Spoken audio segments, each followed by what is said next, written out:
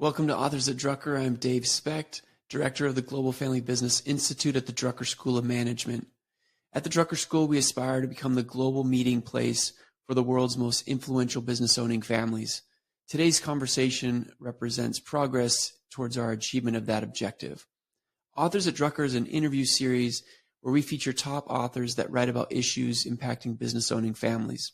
Authors at Drucker is made possible from the generous sponsorship from the James E. Hughes Jr. Foundation.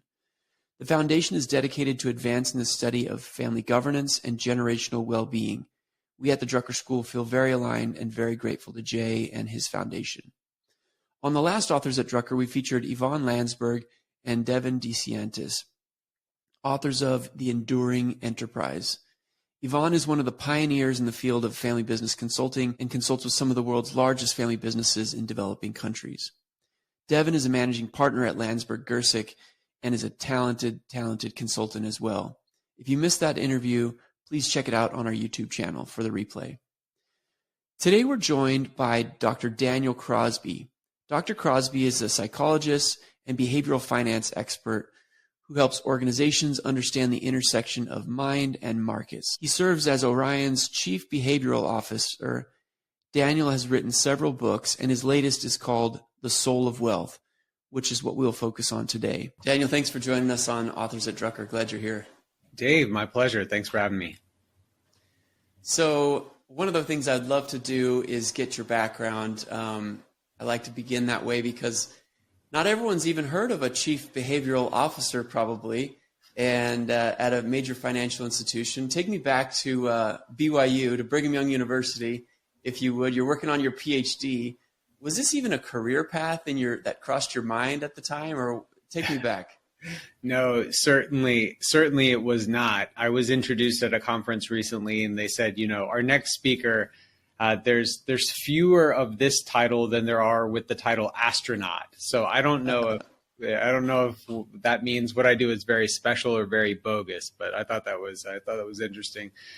So when I went to college, I studied to be a clinical psychologist. I studied to be a shrink, and in specific, I got into the field because I wanted to work with women with eating disorders. That was what sort of brought me to psychology. But about 3 years into what is, about a 5-year program, I just started to burn out. I was at the time the youngest person they had ever admitted to the program. I was 23. I was, at the ripe old age of 23, sitting in council with people trying to tell them how to live their lives, which is kind of hysterical, in retrospect. But it was just very heavy for me. I had poor boundaries. I was bringing work home with me. I cared deeply about the people I served and just couldn't shut it off. Was really taking the stress of being a psychotherapist home with me. So I went to my dad, who is, of course, a great friend and confidant. And I said to my dad, look, I love psychology. I love the study of human behavior. I got that part right. But I don't think I want to do it necessarily in this particular context. And I said, look, do you have any ideas for me about where I could apply the study of human behavior in a non-medical context that no one's going to die from if I mess it up? And he, he said, well, there's a ton of psychology in my work. Now, my dad is a financial advisor. Okay. And so I had always conceived of my dad's work as being sort of one part stock picking and one part sales. And I had never, conceptualized of his work as having any real psychological depth, frankly. And so my dad did not know the term behavioral finance or behavioral economics, 15, 17 years ago. Yeah. But he did know that he was sort of a counselor to his clients, and that money was an inherently emotional thing. And, there's a lot of stuff in the middle, but basically that conversation was what led me to explore the application of psychology to capital markets and to the world of financial advice. That's pretty interesting. My own story with being frustrated with the first job out of college. I went to my mom on this one, and I said, I really don't like. I was processing loans. You can imagine that was pretty exciting work. Yeah. And she said, well, Dave, people naturally come to you for advice. Maybe you should find an advice profession. I was like, I don't even know what that means, but she was, so it kind of sent me down this path, and I chose financial services because I thought, well, I could give advice and maybe even make a living, But anyways, it was interesting. It is oftentimes our parents that we turn to when we really can't figure it out. It's fantastic. So today we're going to talk about the soul of wealth. And I'm curious, why does money need a soul? Why does money need a soul? Well, here's the reason why. I liken, the difference between riches and wealth to me is akin to the difference between perhaps happiness and meaning. And the difference is in both cases is soul. If you look at happiness, animals can experience happiness. A whale or a fox can experience happiness because in the strictest sense, happiness is having your needs met, and it's the absence of wants. It's the absence of you're full. You're full. You got enough rest. You ate. These sorts of things. These things go a long way towards making us happy. But in terms of being joyful or experiencing meaning, that's sort of that's a little more soulful and a little more purpose driven, and that's a little more values based. So animals experience happiness, but animals don't experience joy or meaning or purpose the same way that we do. The same thing is true of money. I mean, riches, there's a conversation to be had about riches. And indeed, my first two books were effectively about riches. They were, how do you allocate assets? How do you stay out of your own way so that you can, increase your stack? And there's there's nothing wrong with that. I like money, but we also find ourselves at this place where this is the richest we've ever been as a country and as a world. When the U.S. was founded, 85% of the world was living in poverty. That's $2 or less a day, adjusted for inflation. Just staggering, backbreaking poverty all over the world as recently as the late 1700s. Today, that number is under 9%. So capitalism has, the explosion of capitalism has done so much to create a global middle class and even, a very large upper class as well financially. And yet, you look at what's going on. Japan and the UK have government bodies, ministers of loneliness, because people are so disconnected. Two of the wealthiest countries on earth. Here in the U.S., we've got a mental health crisis. We've got a loneliness crisis. We've got an opioid epidemic. And people, for the first time in U.S. history during peacetime, we started to have the average age at death start to decline. Life expectancy was shrinking because of what we call deaths of despair. So deaths due to addiction or to self-harm. So we're the richest we've ever been, but in some ways we're also the loneliest, saddest, and most disconnected we've ever been. And soul is the thing that bridges those two things. We're very rich as a country, but I wouldn't say we're all that wealthy. And I think the soul is the piece that gets us there. Yeah, I had a personal experience long ago. I was serving as a missionary for our church in Uruguay, and a lot of those families I was meeting with had very, very little.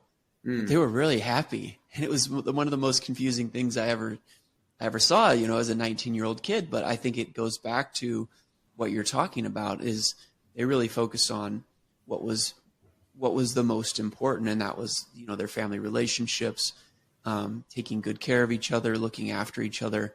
And so that was kind of my earliest, I guess, awakening to the fact that, just because you have money does not mean that you'll be happy. And just because you maybe lack more than someone else doesn't mean you'll be less happy. I mean, obviously there's Maslow's hierarchy of needs. We need enough, but at some point, the money stops providing, happiness, and it's not going to lead to necessarily fulfillment. So your book I really enjoyed it. It's made up of 50 reflections and really deserves more time and pondering than I was able to give it.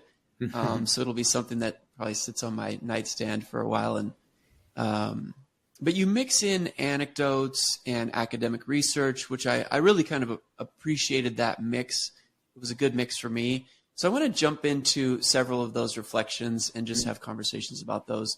The title of the very first chapter is Wealth Isn't About the Numbers. Why is this? You talk a little bit about Seligman in there. Why is wealth not about the numbers? You've kind of already alluded to it. Yeah. So that first chapter, the anecdote is about Alexander the Great. And Alexander the Great's wealth was just staggering. He's richer, arguably the second richest person ever to have lived, only to Genghis Khan. 10 times as rich as Jeff Bezos or Elon Musk. Like an unfathomable amount of money. And powerful to boot, a great warrior, of course. And yet his life is completely undone, and his life begins to fall apart when he loses his best friend in a battle. And that story was fascinating to me because it's so emblematic of all the things you've talked about with your mission. And, Seligman's work this is one of these models I refer to constantly. I love a mental lattice work, or sort of a mental model that'll help me make sense of something important. So for the listeners, Seligman is one of the fathers of positive psychology. So he studies what makes people happy, what makes people great, whereas the Freuds of the world studied what makes people broken and what makes people sad. And Seligman found that there were really these 5 things. And if we think about this in the context of, preparing for retirement, which is sort of most people's biggest and most pressing financial goal, the 5 things that lead to human flourishing, according to Seligman, the first is positive experiences. So this is sort of, we would call it fun and leisure. So, going to a movie with your family, going to a football game, eating an ice cream cone, going to the beach, fun and leisure. That's awesome. Money does a really extraordinary job of helping us have fun. All the stuff that I just talked about, money can buy. And we really tend to focus on these things. But we tend to focus on these things to the exclusion of the other 4. The second one of these is engagement. This is deep, meaningful work. We don't think of work typically as being one of the main ingredients in a happy life. We think of the absence of work as being, one of the ingredients, but that's not the case. The third is relationships. This is the one that's the most predictive of human flourishing. Like you observed in your mission. Maybe they didn't have all the material wealth that they would have desired, but they had strong relationships and they were putting first things first. That goes a very long way. The fourth of these is meaning. Spirituality, religion, purpose, working for something bigger than yourself is important. And the fifth is advancement. We are a growth-oriented species. We want to be getting better and better every day. And it's wild when you think about these things. Work is great at like 4 of the 5. Work gives us engagement. It's a natural place to form close relationships. We become friendly with the people we work with. I think this is even more pronounced for men. Men tend to have weaker social ties outside of the workplace. So I think especially for men, work becomes a source of relational solace. Meaning we're part of a team. We're driving that organizational mission and vision. And then advancement. Work is chock full of concrete ways of leveling up. You can get a raise, you can get a promotion, you can get an advancement, you can get another certificate. And so we focus on retirement. And then when we get to retirement, sure, we can play golf now and we can go to the movies, but where are our friends and where's our purpose Yeah. and where's our growth and where's that deep work, we tend not to have these things. And so wealth, a truly wealthy, soulfully wealthy life is one that ticks all 5 of these boxes and doesn't just view money as this thing that can buy us fun, leisure, and extravagance, but actually meets these more fundamental human needs. Yeah. I mean, when I look at people that are planning on retiring, so many of them are woefully underprepared on all those other kind of qualitative elements. Mm-hmm. They believe that more golf will provide more happiness, more vacations will provide more fulfillment. And many of them are so disappointed. And a big part of our audience are owners of family-owned businesses. Mm-hmm. And I feel like this is particularly acute with them because much of their identity and purpose is wrapped up in the business that they own and run. And all we want to talk about is succession planning and planning basically for their obsolescence. Mm-hmm. And it's really tough on them. And, no one has empathy for that group when they have amassed great wealth. So where are they going to get the empathy and where are they going to get the tools to navigate these losses that they're going to face? Because they are losses when they lose position, when they lose relationships because they're the employees, their vendors, the people they interact with at work. We're asking them to leave that all so that they can retire. So it's a big concern for me. You're right. You're right on a couple of counts here. My work, like yours, brings me in close contact with people who've been very financially successful. And that's one of the reasons why I wrote the book, because I've seen really uneven personal outcomes among a group where there was like very even professional outcomes, right? They're universally successful financially, and yet their personal outcomes are much less consistent. And nobody has empathy for this group. I have a mentor back home where I grew up. He sold a business for some hundreds of millions and just sort of lost his sense of self. And he actually went to the point where he had a business card printed up with his name on it, and underneath it said former person, because he was so deeply mourning the loss of the identity and the sense of importance and craftsmanship around this thing that he had built. And it was kind of tongue in cheek and he was kind of joking, but mostly he wasn't. And, this really was a loss for him. And I've seen that again and again and again. We do a good job of preparing people for financial exits and financial outcomes. And we need to be at least as thoughtful, especially with people who are massively wealthy, right? I mean, we're sort of fine tuning that last 1% on wringing another 1% out of the deal or out of their subsequent, market returns, where the bigger problem is probably, existential and psychological and spiritual. Yeah, I was working with a business owner once, and they received an offer to buy their company out of the blue. They were not expecting it. It was way more than they ever expected to make from their business. And so, we went through the process of trying to figure it out. And in the end, he decided not to sell his business for none of the reasons that, most people would think. The reason he didn't sell his business was because he felt like he would become obsolete in the community, that he would not be asked to serve on boards. His opinion would no longer matter because he didn't have 400 employees. So he kept the business. Wow. Yeah. He kept the business. And, I don't think he's sad that he kept the business. He didn't have that big financial windfall, but it's really, really interesting. So one of the things, again, with our audience, many of them are from family businesses. Some are founders. Some are second, third generation, fourth generation.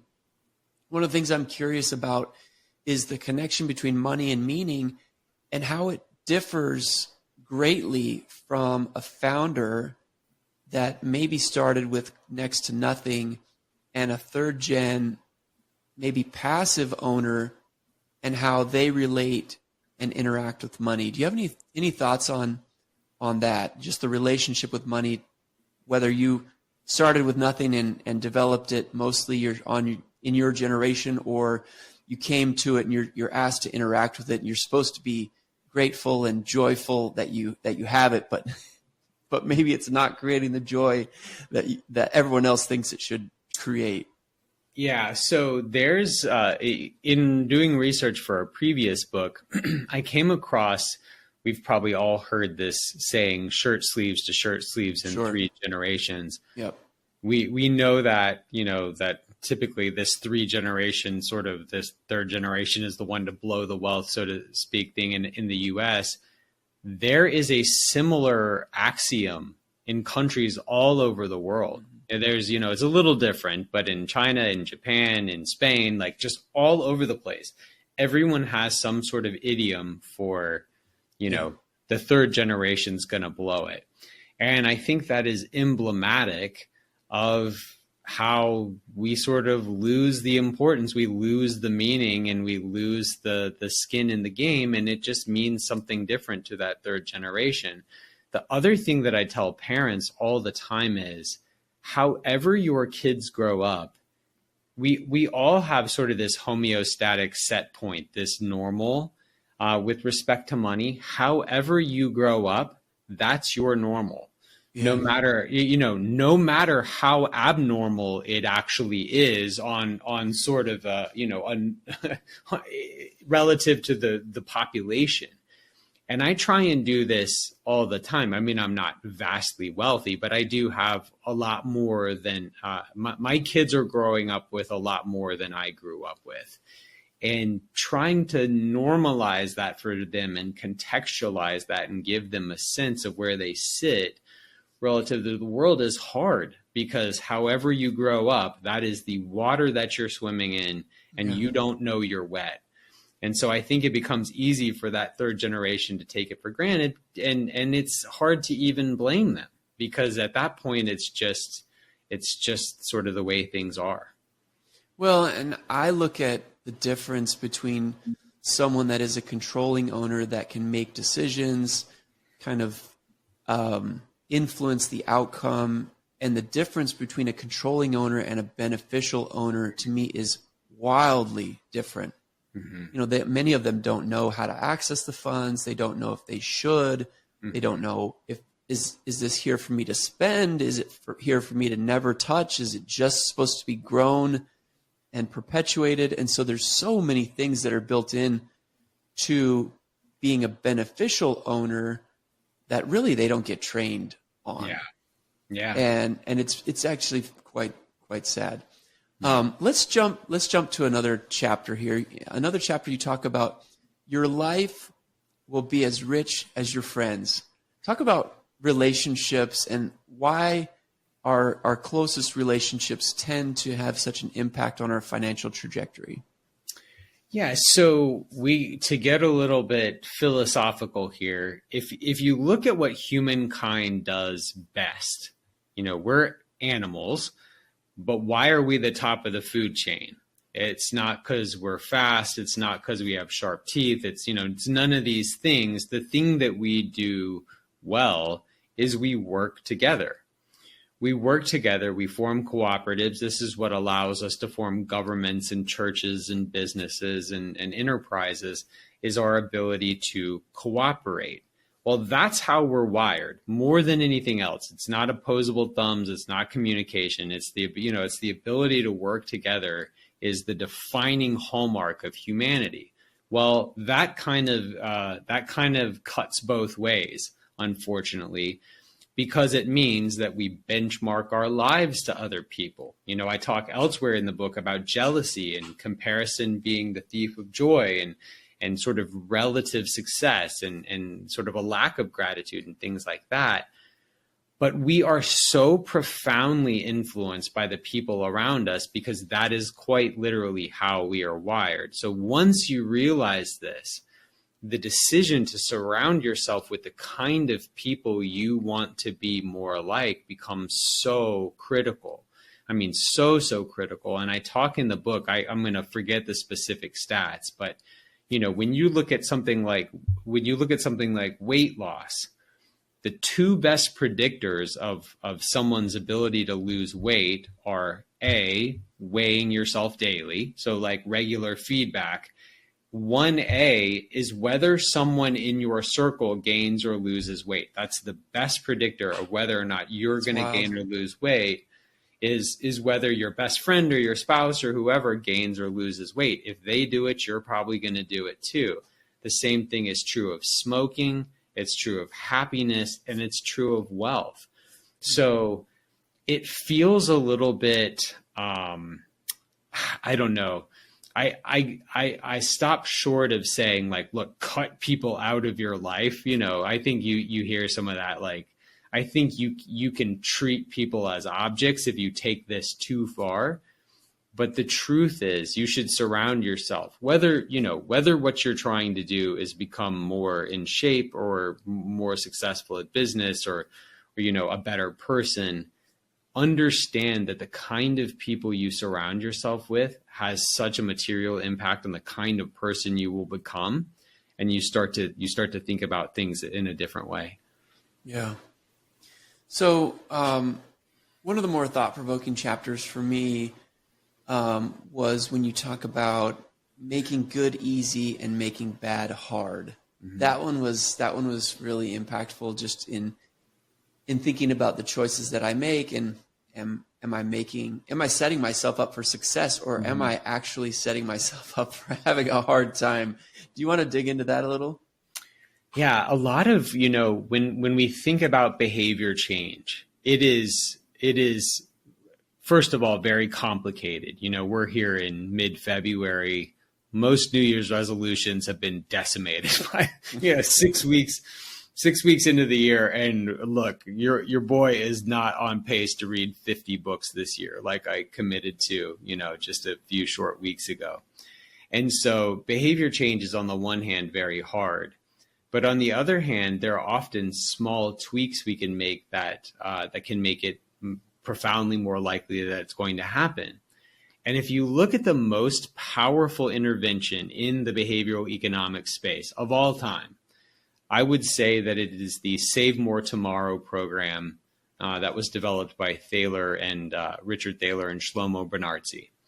And all this program did was automate and auto-escalate the withdrawals of money from your account. So every 2 weeks when you get paid, we auto-draft that money out of your account. And then whenever you get a raise, you save that much, you get a 10% raise. Now you're saving 10% more. Yeah. And it's the simplest thing in the world, but what it does is that it automates good behavior. So then rather than, if you get paid 25 times a year, rather than 25 different times each year having to go, yes, I'm going to be a good boy and save my money, you make that decision once and you just sort of automate it.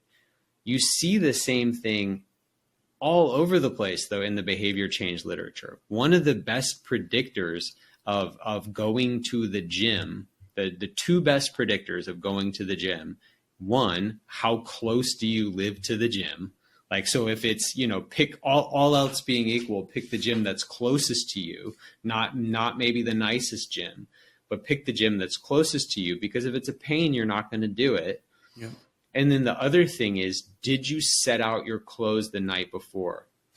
So people who set out their sneakers and their, running shorts and whatever the night before, you get up and you see that. And look, the difference between you picking them up, from your bedside and picking them out of your dresser drawer is vanishingly small. It's the smallest difference in the world, but just that little bit easier makes a very big difference. The flip side of that is making bad hard.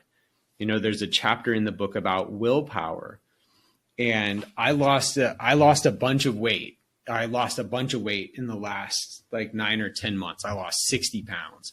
And one of the ways that I did that was by following the research on willpower, which just says you just have to make bad hard. People who exhibit high levels of willpower, it's not that they're white knuckling their way past the Oreos. the Oreos just aren't in the cabinet. And so a lot of what we count as having strong willpower is just simply a case of making the thing that you want to do easy and the thing that you don't want to do hard. Yeah, I think about, I think most of us want to have a better relationship with our phone. And sleeping with it on our bedstand is probably not a good start. Yeah. Anyways, we could go on and on with different examples. But I love that thought about making bad hard. So one of the other fascinating chapters was about unlearning as a part of our money journey, and I think you've already kind of alluded to it in that, whatever our experience has been with money is, it's the water we're swimming in. But can you talk about this journey of unlearning, and specifically, have you had to unlearn something on your money journey that made a difference for you? Yeah, definitely. That chapter was autobiographical. So I grew up when I was born. My parents were both in their early 20s, like very early 20s. My mom was working at McDonald's when she was pregnant with me, and my dad had dropped out of his MBA program. He had quit his MBA program, and he was mowing lawns for a living. And so that was the financial reality that I was born into. I have a brother who's 12 years younger than me. And by the time he came around, my father was a high earning, successful financial advisor. Mm-hmm. And so when you look at our attitudes and the water we both swam in as youth and how that has impacted our adult decision making, it's a really fascinating case study.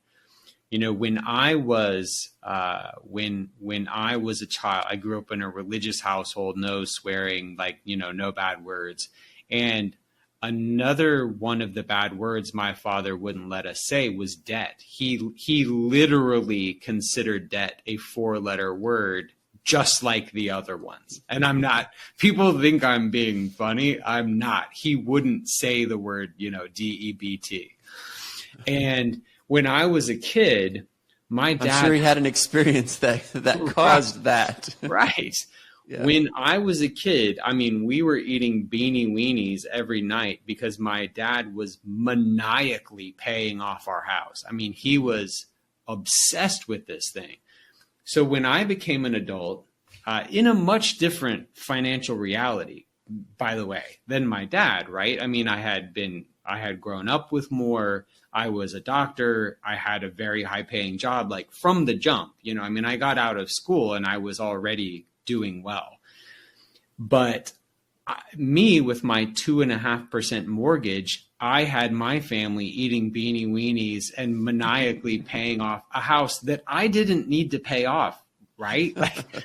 In fact, I paid my house off so fast.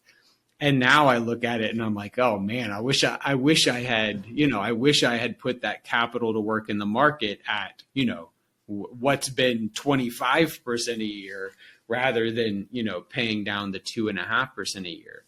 But I was in cruise control. And look, that's a low stakes example, right? Because look, you paid off your house. It's not the worst thing in the world. But it's just one of those examples where I never unlearned that. I was sort of stuck in the on position with respect to hating debt and not understanding sort of positive and beneficial uses of debt because of the way that I had grown up. And the thing that we know is Carl Jung has this great, I'm paraphrasing, but his basic quote is, until you make the unconscious conscious, it will direct your life and you will call it fate. And that is exactly what happened to me with paying off my house and what happens to many other people financially in far more destructive ways, is that they're kind of stuck in the on position because of something that they have learned and perhaps never articulated. That is, they're calling it fate. So a big part of your financial journey is sort of unlearning the things that you learned when you were swimming in that water. when I think I was 14, I went to work with my dad one time, and he was a really successful salesperson. He sold building maintenance supplies. It was not a sexy job, but he was good at it. And I asked him one day, I said, Dad, why do you do this? Why do you make all this money for this owner who I don't think could sell as good as you do? Why don't you just start a business? It had never occurred to him that he could own a business. His mother and his father were farm laborers. He was raised as someone that knew he would need to work and that he would be paid based on, a good effort and sweat on his brow. And so that was so foreign to him. And anyways, it made me think of kind of this unlearning journey, not only just with money, but like of who we are and how we see ourselves. And he just didn't see himself as someone that could own a business. And to me, it was like, clearly you could own a business. You do maybe the hardest thing that there is, and that's to sell the product. But anyways, any thoughts on that? No, it's a great example of how blinded we can become to our own potential just because, when you grow up the son of, farm laborers, that's not on your roadmap. I have a very specific memory of being at the kitchen table and talking about, a family friend who was an entrepreneur, but sort of scare quotes. And it was a euphemism for them being sort of flighty and underemployed, And so I grew up, I think, with this idea that in a lot of ways, being entrepreneur, having your own business was a gig for people who couldn't hack it in someone else's business, which is wild. It's almost the opposite of how I think about things today. And I think when I think about the lessons I'm teaching my own children in the age of AI and things like that, it's like, you better be entrepreneurial because that's that's all you're going to have. But I mean, the way I grew up, it was like entrepreneurship was kind of a joke, which is just funny and misguided. It's crazy what we can be blinded to, the potential. You have to see it to be it. And if you haven't seen it, you're blind to it. Yeah, for sure. Another concept that you share is show me your budget and I'll tell you your values. That one cut a little deep for me because I was thinking through and looking at how I spend money and then I was thinking about what I would profess as things that I value, and that's a wake-up call. That's a real wake-up call. And I wasn't totally off. I mean, I didn't completely surprise myself, but it was like, wow, I probably do need to make some changes. I need to make bigger investments in these things that I'm professing are the most important things. Do you want to talk a little bit more about that? Show me your budget and I'll tell you your values. Yeah, I'll talk about it from two directions. The first is it's very hard as human beings. We're wired to sort of BS ourselves for our own benefit. We're wired to see ourselves as being, smarter, more generous, better looking, more pious, whatever, than we actually are. And so for the person who's concerned about true growth and true self-improvement, you have to cut through the smoke screens that you are always generating for yourself to try and get out of bed in the morning and try and feel good about yourself. And I think that money is an underappreciated way that we can do this. You can look at your budget, because if you ask people, what do you care about in life? It's always, faith, family, generosity, time with people I love. And great, those are lovely things to love. But then you can look at your budget and you go, okay, I value my health, right? I always say, I value my health. Everyone says that.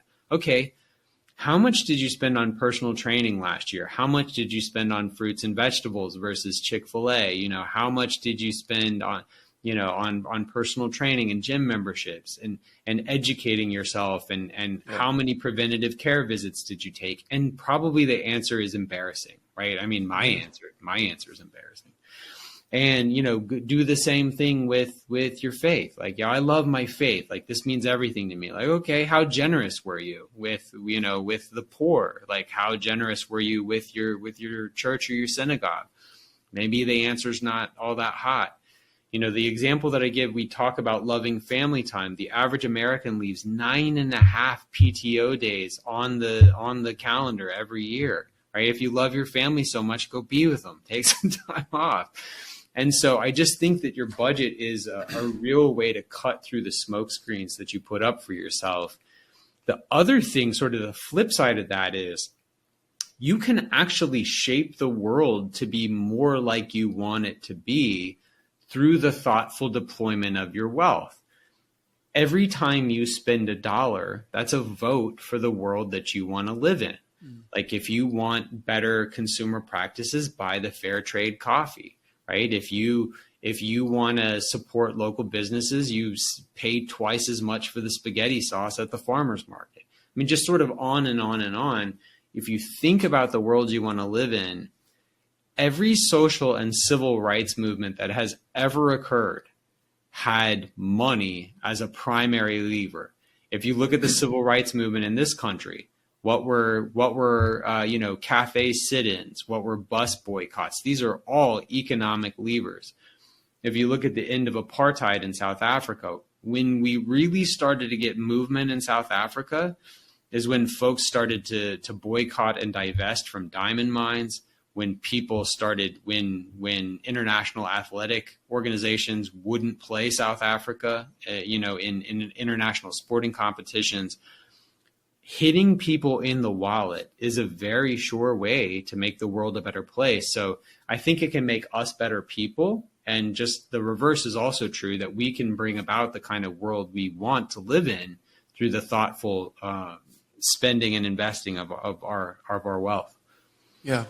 Now, I know you're a dad. I'm also a dad. And when I think about utilizing financial capital to create experiences, my own experience with this is that it wasn't the most expensive trip that created the greatest experiences, and it wasn't directly correlated. It was directly connected to the time, the preparation, and how much we were together. You talk about this time being the ultimate purchase. Do you want to tell us a little bit about maybe what you mean and how one can actually prioritize or budget our time in that way?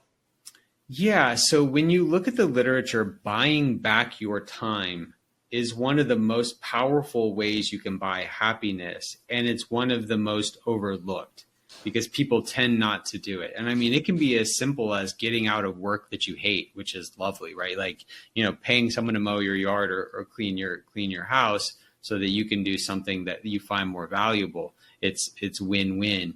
But it's really the only thing, it's the only ever appreciating asset. Time is the one thing that is always appreciating it because, when you and I are done here, we will have 1 hour less of life, right? And so luckily we spent it in a nice way, but it's always getting more valuable. So anytime you can buy some of your time back, it's always going to appreciate.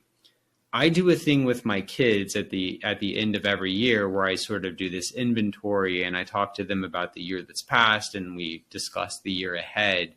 And I have observed the very same thing that you have. There have been years when we have gone on very big, very expensive vacations.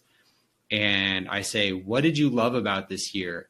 More often than not, the things that they loved about the year had a lot to do with time and also repetition and tradition. So like I'll take the kids out for breakfast on Saturday morning and I'll say, what did you love about this year? And they'll go, Panera with Dad on Saturday. And it's like, okay, so not the trip to France, like, okay, lesson learned. We'll just buy bagels instead of plane tickets. But, it's all important.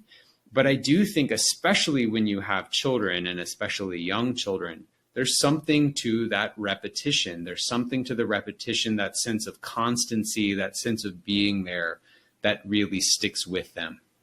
Yeah. Yeah, I totally agree. One of the last chapters in your book, you talk about being rich requires you to be weird. What exactly do you mean by that? And maybe share an example. You talk about the famous high jumper Dick Fosbury.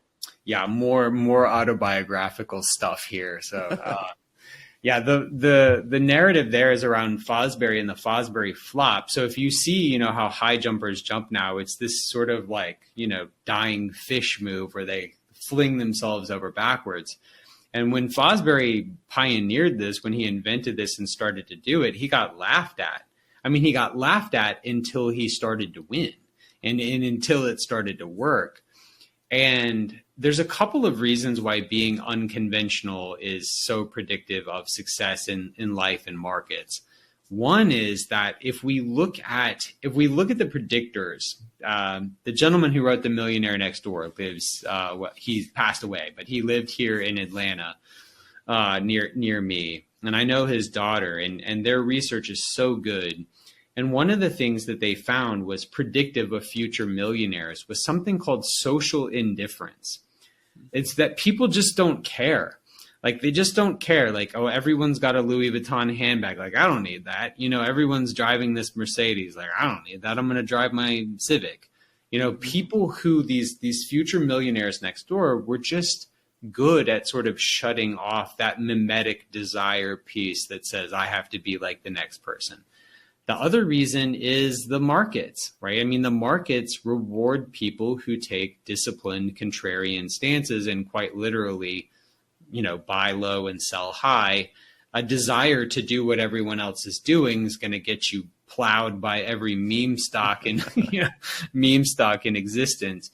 So whether it's, keeping up with the Joneses, whether it's herding in capital markets, this idea of social indifference and just running your own race, being happy when other people have more than you, go, oh, awesome, good for them. Like, being genuinely happy for people who have more than you, and being sort of socially indifferent about trends and fads and showing out and showing off for people is a great predictor of your ability to be a good investor and a good steward of the money you have. Yeah. I find this, I think this is going to be more and more difficult for our children, especially with social media, because there's just this proliferation of, fancy cars and commercials that are created that show happiness, but they're all connected to just financial trappings. And I mean, it's only going to be the parents that are going to be able to have conversation around this and hopefully influence. But our influence is tough because they're bombarded by this stuff. And so for them, to navigate it, I do worry about them. So it's wild. I live in Atlanta. I'm from Alabama. I live in Atlanta, and then we spend the summer every year in Southern California. We go out to Southern California and spend time with my sister and her family.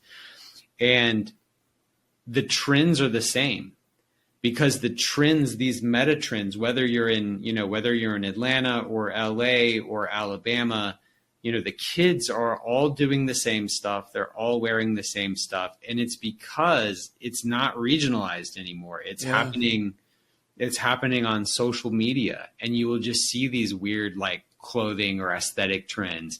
And I'm like, oh, this has to be some dumb local, like, surely only this is a TikTok trend. Surely only these kids here are doing this dumb thing. Nope, it's a TikTok trend that is everywhere. So yeah, I think social media is a big purveyor of this. It's tough. It is tough.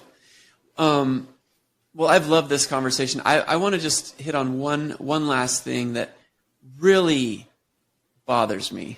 And it's this term, self-made millionaire. I'm a self-made millionaire. Now, I know full and well that it takes work, discipline, taking some risk to become financially wealthy. But self-made just makes my skin crawl.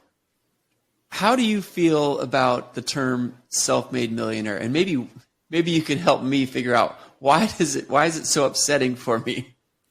So I'm equally bothered by it, and I'll talk about why in a second, but there's a great study that I'm trying to remember the particulars of the study, but they put two groups against each other in games of Monopoly. One, the control group just plays Monopoly in the traditional way.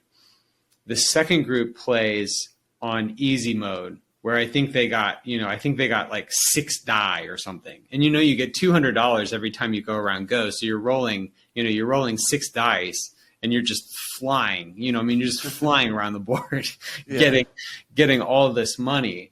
And then, more often than not, the person with the extra help wins. And then they ask them, why did you win? Now, for you and I sitting here talking about this, it's like they won because they had more freaking dice. It's very easy. You won because you got a massive leg up in the game of life here. Yeah. They almost never attribute it to that. 95+% of the time, it's some brand of personal genius and some, strategy and what they did with the railroads or whatever. And so this is sort of emblematic of how most successful people go about it, right? I mean, anyone who is successful to a greater or lesser extent gets that way with the help of other people. I look at my own story. We'll bring it full circle. The story I told you at the outset. My dad is not well connected. My dad is not, my dad didn't open a ton of doors for me or anything. I built this career mostly by myself, but if not for the guidance of my father, who put me at the mouth of the path that led me to the really cool job and the fun books and things I get to write today, like without that, it doesn't happen. And it's the exact time in history where this is actually acceptable. Correct. If you got here, if you arrived with that goal, with that intent, even 10 years early, you're probably not on this path. Oh, it's a great point. Daniel Kahneman had just won the Nobel Prize when I was starting out. Daniel Kahneman had just won the Nobel Prize for the work he was doing in behavioral finance. And it was sort of the perfect storm because he's too smart. Like, you've got these people in the ivory tower. You've got the advisors out in the trenches doing the work. Who's going to be the one that translates between the ivory tower dorks and like the people doing the work every day? Yeah. Well, that's effectively who I've become, as an intermediary between the people doing the work and the psychologists that are a lot smarter than me. Yeah. And the timing had to be perfect. My dad's advice was perfect. Yeah. And so, like my dad, it would be easy for someone like me to be like, well, my dad doesn't know anyone. Like, he didn't get me that job. And I mean, he kind of didn't, but the circumstances had to be right. His advice had to be spot on. I mean, he paid for the college that got me the degree that allowed me to walk through the door. The thing that I don't like about this idea of self-made, millionaire, billionaire, whatever, is that a lot of times I think that attitude leads us to not send the elevator back down, so to speak.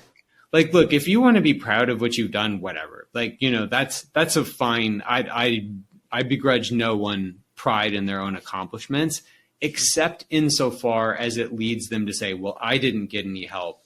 So, why would I help the next generation, or why would I send the elevator back down? Because I think that kind of thinking gives rise to a stinginess. Well, and, only good comes from humility and gratitude. I mean, only joy comes from gratitude. And we didn't even talk about giving away your financial resources, but where I think we can stay grounded and grateful, likely people want to be around us as well. Self-made is usually by themselves more than they are with lots of people that truly love and care about them. So anyways, I appreciate the counseling session on that. I'm No, self-made because we can hate that term together. Well, any final thoughts? I know we've just skimmed the surface on the Soul of Wealth, but any final kind of concluding words on things you learned in that journey of just creating the book? No, I hope people will, watch this discussion, check out the book, investigate these sorts of ideas, because I'll bring it back to that, the thing that led me to write the book in the first place. Having riches is a great start, and congratulations. Like if you're there, that's wonderful. You've got the bottom two rungs of Maslow's hierarchy locked down. Mm-hmm. But what's next is love and connection and the meaning of life and relationships. And you have the bandwidth now to consider those things and pursue those things, but they're trickier. It's easier. It's easier to feed yourself and find a warm place to sleep than it is to figure out the mysteries of life and love. So, for those who get the riches locked down, it's a great first step, but there's a lot more richness on the other side of a consideration of some of these broader concepts.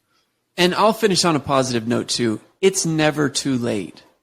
Start now. I mean, I'm 47. I plan on improving tomorrow. Mm-hmm. And, so I want this conversation to end with, filled with hope. And, we're just one choice away from being happier. We're one choice away from being more fulfilled. We're one choice away from helping lift someone, like you said, sending that elevator back down and lifting someone up that can expand their own vision and access, happiness and a life that maybe we've experienced. So, Daniel, thanks so much for joining us on Authors at Drucker. This has been a fun and enlightening conversation. It's been an honor, Dave. Thanks for having me. Really appreciate it.